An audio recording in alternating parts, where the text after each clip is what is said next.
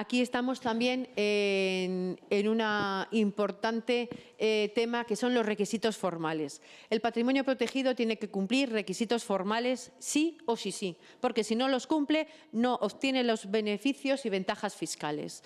Entonces, bueno, además es que va supervisado bien por notario o va supervisado, como hemos dicho antes, por el Ministerio Público, el Ministerio Fiscal, con lo cual tiene que tramitarse de forma perfecta para que llegue a su buen fin. Requisitos formales: si vamos ante notario, hay que otorgar, mejor dicho, una escritura pública por las personas que lo promueven. El notario, una vez firmada la escritura pública, acto seguido, se lo comunica telemáticamente al Ministerio Fiscal del partido judicial donde reside la persona con discapacidad, que es a favor de la cual hemos constituido el patrimonio protegido. Por eso la relevancia del Ministerio Fiscal, porque aunque no vayamos por sede judicial y vayamos ante un notario a constituir el patrimonio protegido, el Ministerio Fiscal tiene información directa de todos los patrimonios protegidos que se vayan a constituir, y se constituyan en su partido judicial.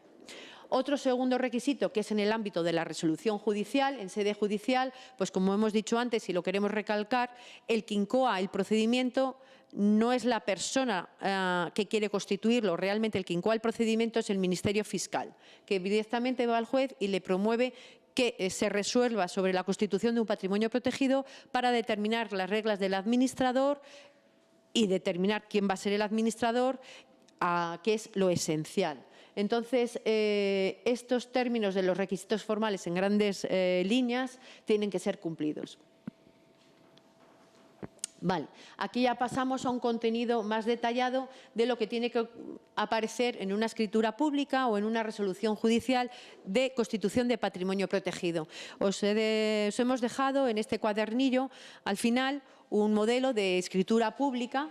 Ahí veréis, digamos, el contenido mínimo que tiene que aparecer en una escritura pública. Vale. Cuando constituimos un patrimonio protegido en escritura pública ante notario, hay que llevar el inventario de bienes y derechos. Inventario de bienes y derechos con un valor propio que tengan estos bienes y derechos, que es el valor de adquisición por el aportante, ¿de acuerdo? Este valor de adquisición es muy importante tenerlo en cuenta para el impuesto de donaciones, porque el patrimonio que vamos a entregar a la persona con discapacidad, que lo vamos a donar, siempre se valorará por el valor de adquisición del aportante. Y después ya cuando se dirima, cuando haya que solventar el impuesto, liquidar el impuesto de donaciones, este valor de adquisición se minorará por el valor, por el coste que tenga de adquisición. También otro punto esencial, hay que determinar, como hemos bien dicho antes, las reglas de administración y, en su caso, de fiscalización. Hay que controlar a los administradores o al administrador. Es importantísimo que eso vaya detallado, incluyendo también procedimientos, como hemos bien dicho antes, de designación de personas que hayan que integrar los órganos de administración. Puede ser una unilateral o puede ser plural. Una administración ya plural, pues se pueden determinar reglas de administración solidaria o reglas de administración mancomunada. Solidarias, que lo que haga un administrador vale bien para todos los administradores. Mancomunadas, que lo que haga un administrador tiene que ser firmado por todos los demás administradores. Lógicamente, lo suyo es que en una pluralidad de administradores, un órgano que sea conjunto, haya reglas de administración siempre mancomunadas, porque supone un control entre los propios administradores. Y tercer punto de contenido mínimo, tanto de la escritura pública como de la resolución judicial, es que cualquier disposición que se considere oportuna respecto a la administración o conservación del mismo tiene que estar ya detallada en la propia escritura o en la propia resolución judicial. ¿Por qué? Como hemos dicho, tener todos los puntos controlados, porque también el Ministerio Fiscal lo va a supervisar. Y tiene que ser una administración leal para los intereses económicos de las personas con discapacidad. porque bueno, todos después las cosas con los tiempos se pueden tergiversar, interpretar y todo tiene que ir muy clarito, ¿vale? Aportaciones futuras. Tenemos ya un patrimonio protegido, constituido y queremos hacer aportaciones futuras, ¿vale? Estas aportaciones futuras tienen que ir siempre sujetas con los mismos requisitos formales, ya por escritura pública o, en casos extremos y muy inauditos, ir por resolución judicial. Hay que volver a constituir escritura pública con todos los requisitos legales que ello conlleva y firmarla ante notario. Por el notario, por el aportante y aparezca todo el régimen de administración conforme a los nuevos bienes y derechos que aportamos. Estas aportaciones futuras siempre son a título gratuito, como no podía ser de otra forma, y no se podrán someter a término, decimos, pero sí se regular el destino al fallecer el beneficiario. Es decir, el beneficiario, que es la persona con discapacidad, hay que prever, en caso de fallecimiento, a dónde irán a parar esos bienes protegidos que hemos aportado. Determinaremos ya unas reglas sucesorias. Y aquí hemos dicho también que a las aportaciones hemos visto que puede aportar cualquier persona, pero siempre dentro de un marco de parentesco. ¿Para qué? Para que obtenga los beneficios fiscales al propio aportante. Bueno, aquí vamos a dar unas conclusiones también en respecto a cómo vamos al notario. Al notario hay que ir pues, con documentos, primero que te acrediten el grado de discapacidad de las personas que van a ser, de la persona que va a ser beneficiaria, porque un patrimonio protegido solo se puede constituir para aquellas personas con discapacidad que tengan un grado de discapacidad psíquica superior o igual al 33% o un grado de discapacidad física o sensorial que esté entre el 33% y el 65%. Sí, ¿vale? ¿Perdón?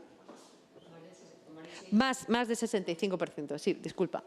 De acuerdo. Entonces tenemos que aquí hay que aportar no solo los datos acreditativos de la discapacidad del beneficiario, aportar el libro de familia, donde está la afiliación de la persona que va a ser protegida, la Constitución, llevar el inventario de bienes y derechos, como hemos dicho antes, con su valor de adquisición, datos personales de los constituyentes, como no podría ser de otra forma, determinar quién va a ser el administrador o los administradores y comparecer ante el notario para firmar. La escritura de constitución hay que determinar también la persona que se dedicará, como hemos dicho, a la administración y que nunca hay que confundir con los representantes legales. La administración de este patrimonio protegido se llevará de forma independiente y no tiene que rendir cuentas ni a los tutores, ni a los padres, ni al curador, ni al guardador de hecho de la persona con discapacidad que sea beneficiaria. También decir que el propio constituyente, como hemos dicho antes, puede ser también designado como administrador. Y por último, hay que determinar también en la escritura a quién revierten los bienes donados, como hemos dicho antes, al fallecimiento del hijo o de la persona con discapacidad que queremos beneficiar. Bien, pueden revertir otra vez a favor del patrimonio de los donantes aportantes o bien a favor, por ejemplo, que es lo más normal, de los hijos del donante o del aportante. ¿Quién no tiene hijos? Lo he oído. Buena pregunta. Pues bueno, pues entonces se van las reglas sucesorias como cualquier otra sucesión que digamos que es entre comillas, es un testamento que queda recogido. Yo estos bienes que he aportado, no tengo más hijos, pues se los quiero que sucedan en él, testar a favor de sobrinos, a favor de mi hermano, a favor de, otra vez, de mi marido o de mi pareja, ahí ya con libertad por parte del que determina esas reglas de futuro. ¿De acuerdo? ¿Quién puede administrar? Bueno, aquí está también la figura clave, el actor principal, que es el administrador o administradores. Puede administrar el propio beneficiario, es decir, aquella persona con discapacidad que tenga suficiente capacidad de obrar puede constituirse para sí un patrimonio protegido aportando bienes propios y se puede designar a sí mismo administrador. Pero el propio aportante, que es persona con discapacidad, no va a tener los beneficios fiscales que marca la ley, que son en el impuesto de la renta y en el impuesto de sucesiones. Pero, en cambio, sí se le podrá aplicar los beneficios fiscales que se recogen en el plan o constitución de planes de pensiones para personas con discapacidad, que en el IRPF son iguales que para, como vamos a ver, que como para el patrimonio protegido. Hemos dicho que puede también administrar cualquier persona, que tengamos, lógicamente, plena confianza. El propio aportante, padres, tutores, guardadores, hermanos, personas que tengan, claro, haya una confianza directa y una total, digamos, fidelidad hacia la persona con discapacidad. En ningún caso podrán ser administradores las personas o entidades que no puedan ser tutores, conforme a lo establecido en el Código Civil. Bueno, el Código Civil dispone, a partir del artículo 240 y siguientes, que no pueden ser nombrados tutores aquellas personas que no se les haya, digamos, caído o decaído en la patria potestad. Aquellas personas que hayan perdido la patria potestad por sentencia firme, o aquellas personas que hayan incurrido en algún tipo de delito, comisión delictiva, o aquellas otras personas que hayan dilapidado otros patrimonios y por lo cual esté recogido por sentencia judicial firme. Cuando no se pudiera designar administrador, conforme a las reglas establecidas en la escritura pública o resolución judicial, entonces el juez competente es el que proveerá. Si tenemos una escritura pública que al final se nombran administradores, supongamos el caso, pero llegado el momento renuncian a esa administración, esa controversia de intereses jurídica se dirime ante sede judicial y SINCOA siempre va de la mano del Ministerio Público. ¿Vale? Aquí queremos poner de relieve, como estamos diciendo, la figura del administrador. El administrador tiene la condición de representante legal del patrimonio protegido en todos los actos de administración, en el sentido amplio que dice la ley, con lo cual puede hacer todos los actos de administración que crea convenientes para el interés de la persona con discapacidad. Pero, a la vez, la ley, que es el Código Civil, determina que hay una serie de actos importantes que necesitan autorización judicial. Tiene un paralelismo con la figura del tutor. El tutor, para hacer ciertos actos de administración, como puede ser enajenar bienes inmuebles, gravar aquellos con hipotecas, hacer gastos extraordinarios de estos bienes o ceder bienes en arriendo por un tiempo superior a 6 años, aquí el administrador del patrimonio protegido necesita previa autorización judicial, porque si no, esos actos serán nulos de pleno derecho. ¿Vale? Bueno, pues aquí hemos querido, en estos dos globos que hemos puesto aquí, lo que hemos venido diciendo de antemano. Toda la administración del patrimonio protegido siempre será supervisada por el Ministerio Fiscal y la excepción que hemos dicho a la regla anterior de que se necesita autorización judicial para hacer grandes actos de administración como es enajenar bienes inmuebles, gravar estos bienes, hacer actos de disposición de arriendo superior a 6 años, a veces se pueden hacer excepciones en la propia Constitución del patrimonio protegido en atención a la composición de los bienes de este patrimonio, en atención a las circunstancias personales de la persona beneficiaria, en atención a sus circunstancias de la propia discapacidad o para solventar temas o para la propia solvencia del administrador o cualquier otra circunstancia análoga, pero que siempre tiene que estar, digamos, probada. ¿De acuerdo? Pregunta aquí, ¿qué bienes pueden integrar el patrimonio protegido? ¿Vale? Aquí hay que recalcarlo porque hay otra figura muy similar, como hemos dicho antes, que son los planes de pensiones para personas con discapacidad. Los planes de pensiones para personas con discapacidad tienen un gran paralelismo con esta figura del patrimonio protegido, pero los planes de pensiones tienen que ser dinero, metálico, ¿de acuerdo? En cambio, en el patrimonio protegido pueden hacerse aportaciones iniciales de dineros, bienes y derechos.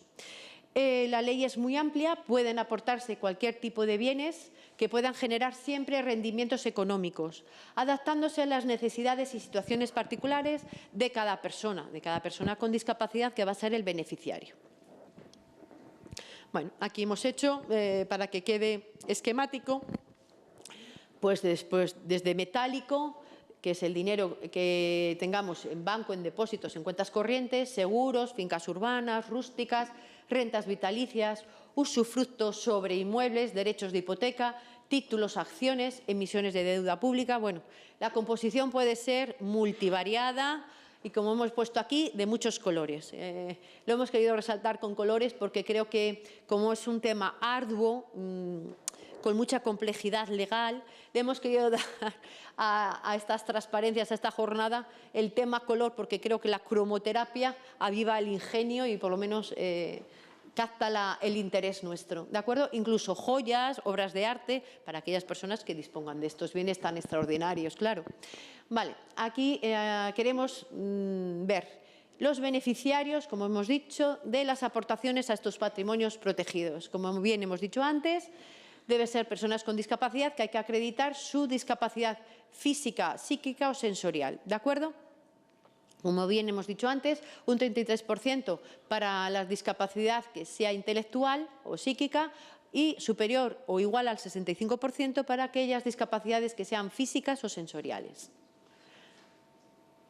Aquí ya entramos con nuestro otro gran actor, que es la agencia tributaria. ¿De acuerdo? Aquí, digamos que es el último actor en aparecer, pero el más relevante. ¿Por qué? Porque si nos acogemos a esta figura jurídica es, primero, porque queremos beneficiar y proteger a nuestro hijo con discapacidad y también queremos conseguir aquellos beneficios fiscales que ya el legislador nos regala de antemano, ¿vale?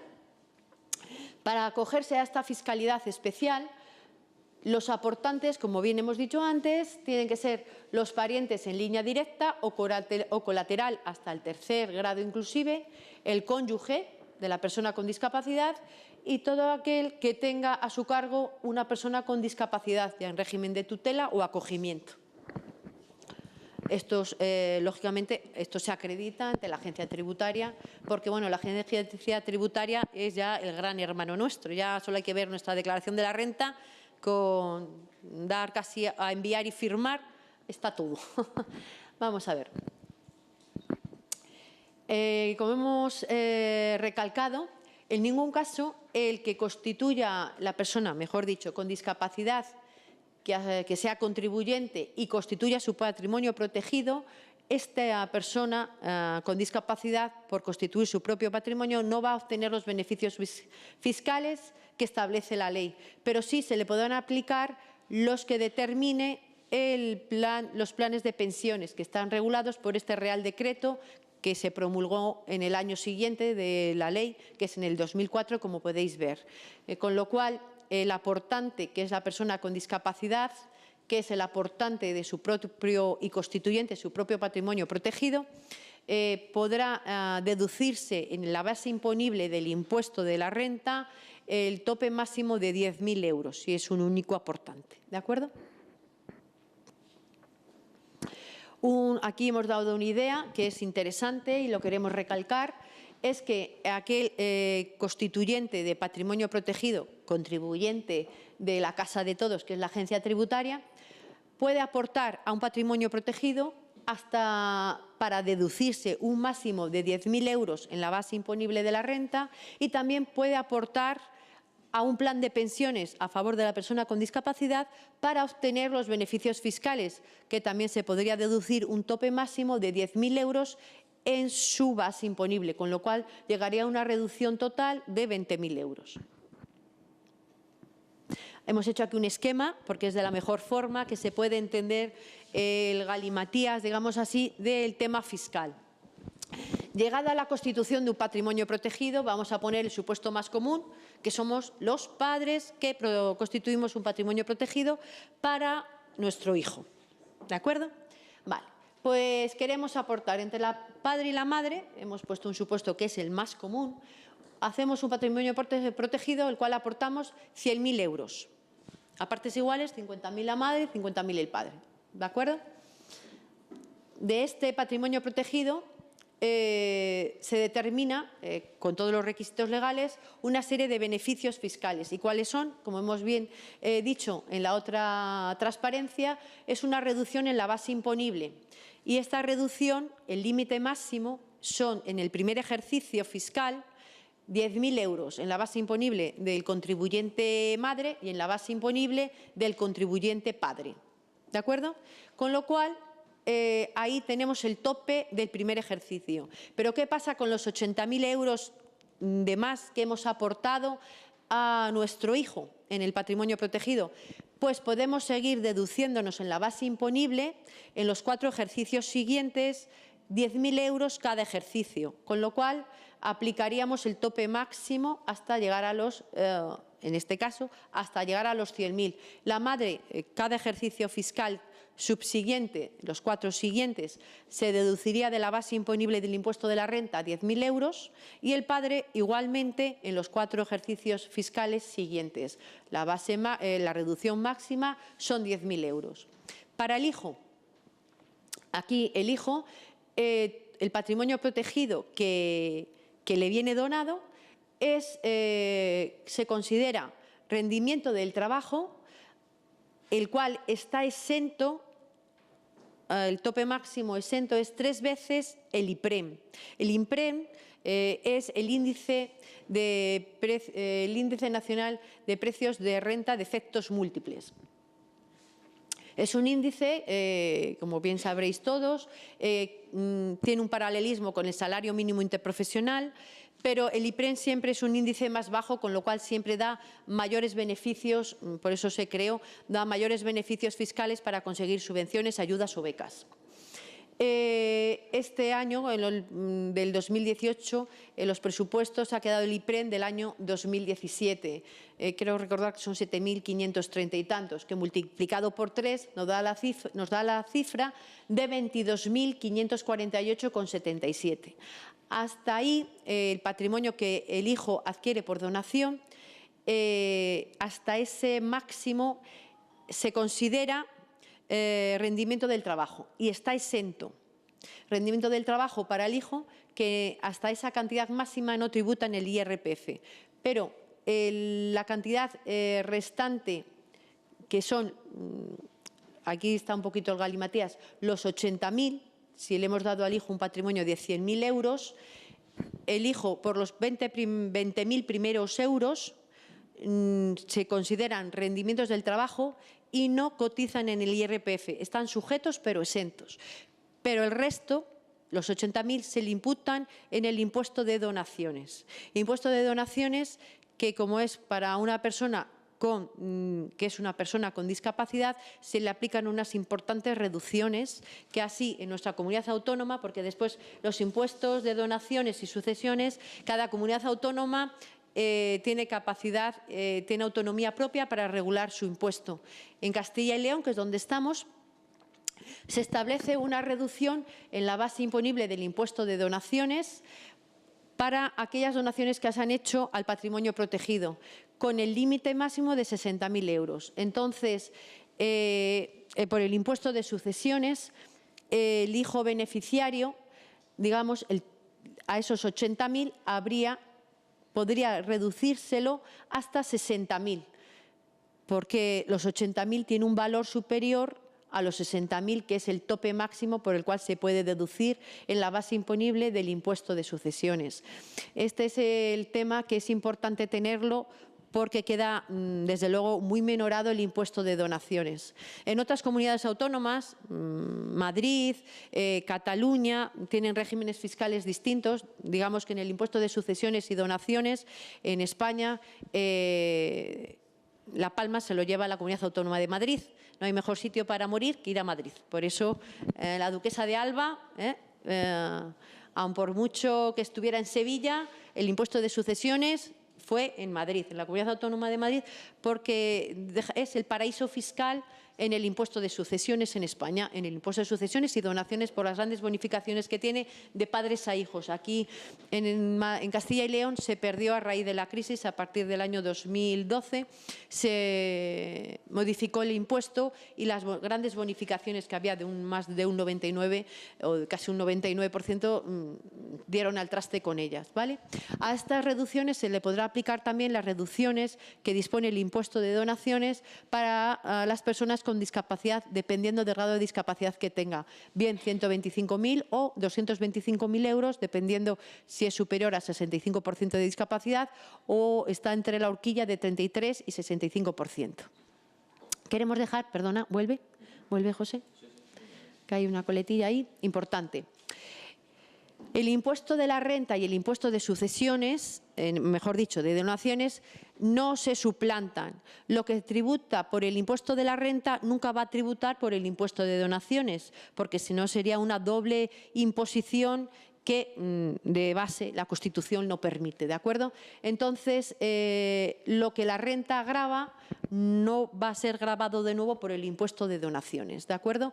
Y lo que el impuesto de donaciones se somete a tributación no va a quedar gravado en el impuesto de la renta. Creo que este juego fiscal es lo que hay que tener claro para tomar decisiones. Aquí hemos hecho un esquema sucinto para que lo tengáis lo más claro posible, ¿no? En esta galimatía de reducciones y bonificaciones fiscales. En cuanto al sujeto sea a una persona con discapacidad titular del patrimonio protegido, lo que se aporta a su patrimonio se imputará como rendimiento del trabajo hasta ciertos límites. Pasados esos límites, que son lo que hemos dicho, los 22.500 y algo, que es 3 veces el IPREM, pasará a tributar como el impuesto de donaciones. Por eso hemos puesto lo que imputa en el impuesto del IRPF no va a quedar sujeto en el impuesto de donaciones, porque realmente un patrimonio protegido, ¿qué es? Es una donación. Es una donación que estoy haciendo a mi hijo para darle un marco económico seguro para él y del cual pueda vivir y atender sus necesidades vitales. Y respecto al aportante como sujeto contribuyente al patrimonio protegido, en el IRPF se juega con las reducciones que hemos dicho antes, ¿de acuerdo? Yo aporto 100.000, hemos dicho en el ejemplo, siguiendo el ejemplo anterior, y aportamos entre padre y madre 100.000, ¿vale? El padre y la madre en su tributación de la renta del primer ejercicio podrán reducirse 10.000 euros en la base imponible del impuesto de la renta y consiguientemente en los 4 ejercicios siguientes se podrán reducir esos 10.000 euros cada ejercicio. El tope son esos 4 años. En caso que hubiera, como hemos dicho, aportantes conjuntos, que es en este caso del padre y la madre, hay un tope máximo de deducción que en este supuesto, que de ejemplo que hemos dado, no se supera, mejor dicho, que es el máximo total, que son 24.250. Es decir, que si tenemos otro ejemplo de aportantes 4, padre, madre, tío y hermano, aportan bienes al patrimonio protegido de uno de los hijos de los padres. Y son 4 aportantes. Los 4 aportantes no podrán deducirse en el primer ejercicio los 10.000 euros en la renta, en la base imponible de la renta. Tendrá que el tope máximo son esos 24.250 que tendrán que prorratearse entre esos 4 aportantes, ¿de acuerdo? Entonces, cada aportante deducirá el primer ejercicio una cantidad que, sumada con la que se deduce los otros 3 aportantes, lleguen al máximo total de 24.250. Y así subsiguientemente los 4 ejercicios restantes. En cuanto al impuesto de donaciones, para el sujeto que está aquí, el contribuyente, será el beneficiario. No el donatario, sino el donatario, perdón, no el donante, es el que dará sujeto al impuesto de sucesiones por la cantidad que supere esos 24.250 cuando sea una aportación conjunta de 2 o más al patrimonio protegido. ¿Vale? Aquí hay otra exención muy importante a tener en cuenta, porque siempre que vamos al notario, el notario supone un coste. Ya no solo los aranceles, sino también el impuesto de actos jurídicos documentados. Y el impuesto de actos jurídicos documentados que dispone la ley para estos actos que se hacen notarialmente, la ley declara exentos, con lo cual, pues bueno, es importante porque nos supone un ahorro fiscal el cual no tenemos que desembolsar. Y sin ninguna clase de excepción, todas las escrituras por las cuales se constituyan patrimonios protegidos estarán siempre exentas, sujetas, como se dice, pero exentas de este impuesto de actos jurídicos documentados y transmisiones patrimoniales, porque de hecho estamos haciendo una transmisión patrimonial, que es una donación. Vale, otro punto a tener en cuenta es el modelo por el cual el donatario, que es la persona beneficiada del patrimonio protegido, tiene que presentar el modelo 651 a declarar en el ejercicio fiscal correspondiente, ¿de acuerdo?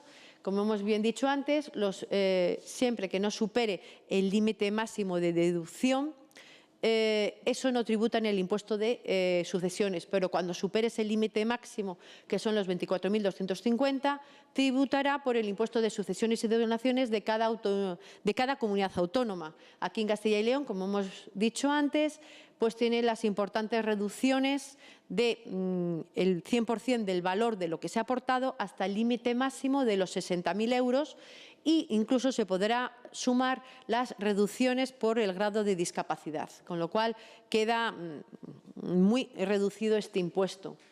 Y tener en cuenta, también es importante recalcar, tenemos aquí puesto, tener en cuenta la aportación a la hora de hacer la declaración del IRPF de los ejercicios afectados. Vale. En el IRPF tendremos que ir cada ejercicio disponiendo las cantidades que hemos deducido ya del ejercicio anterior, porque bueno, esa contabilidad, digámoslo así, también lo lleva la Hacienda Tributaria. ¿Pasamos? Vale.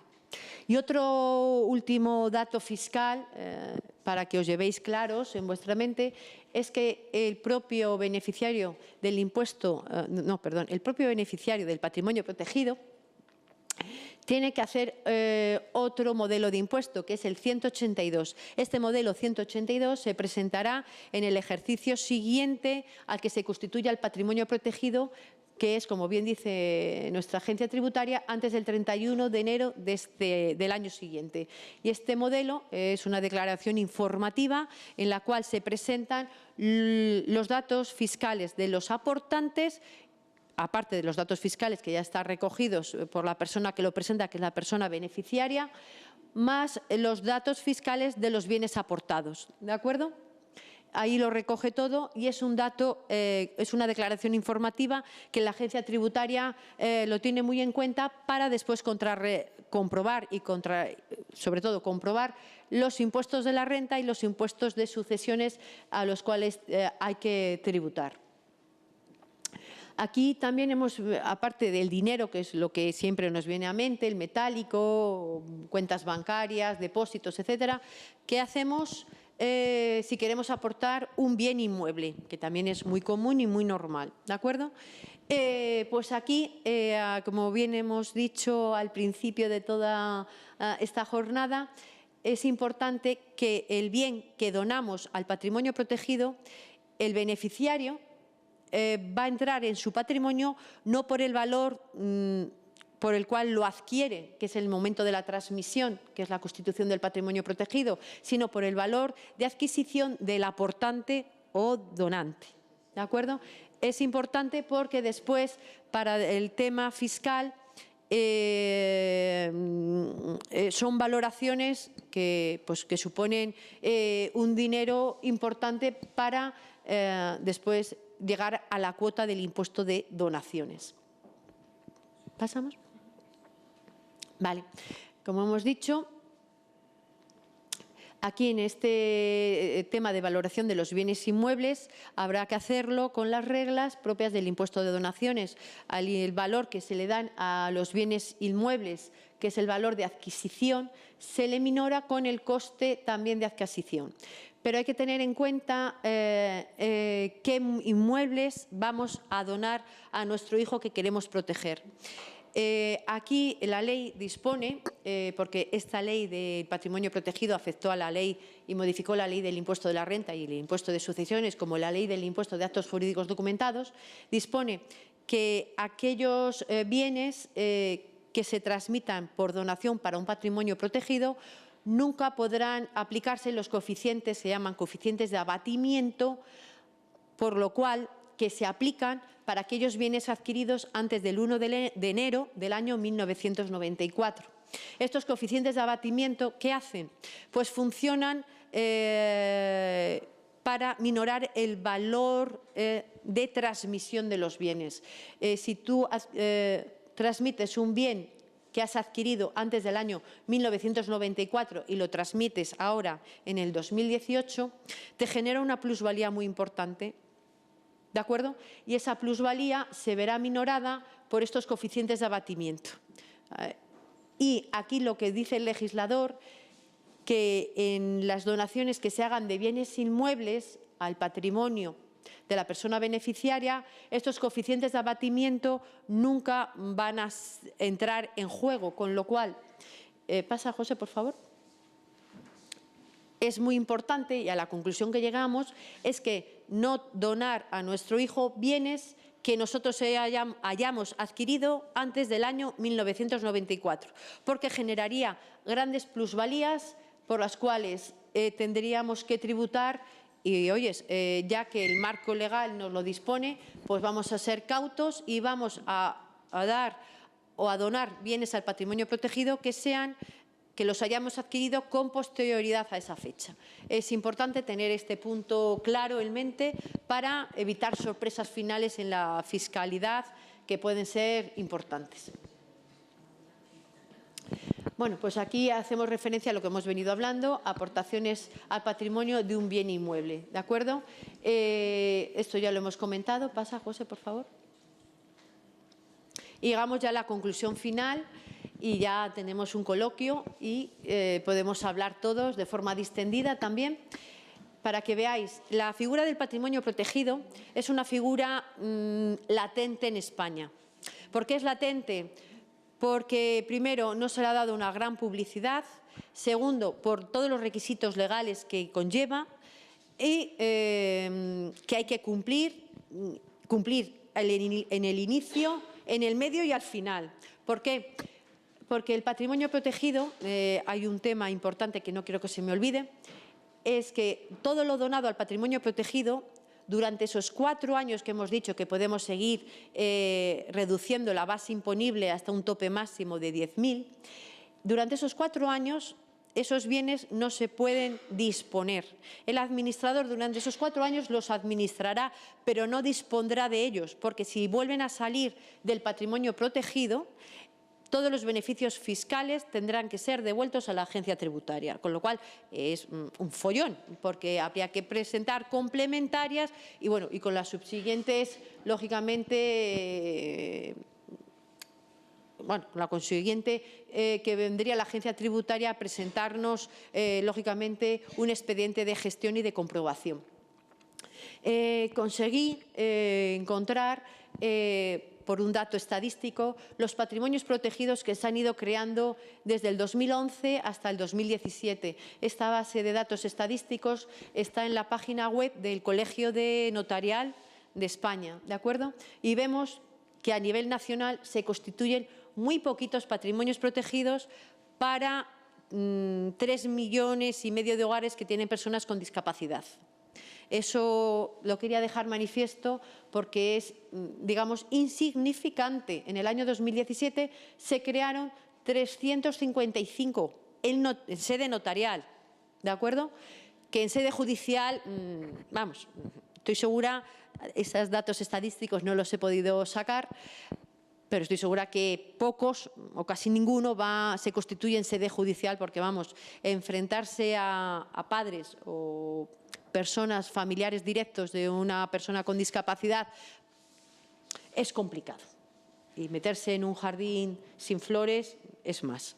Entonces, pues bueno, creo que este dato también es relevante para que veáis que el patrimonio protegido es una figura legal, favorecedora, siempre y cuando se haga pautando y cumpliendo los requisitos legales que establece la ley. Con ello, pues he querido, pues no sé, ayudar a vosotros, ayudaros a que tengáis un esquema y que después lo penséis y lo meditéis. Para cualquier otra duda, yo estoy disponible aquí, ahora mismo, o en mi despacho profesional. Así que muchísimas gracias por vuestra atención.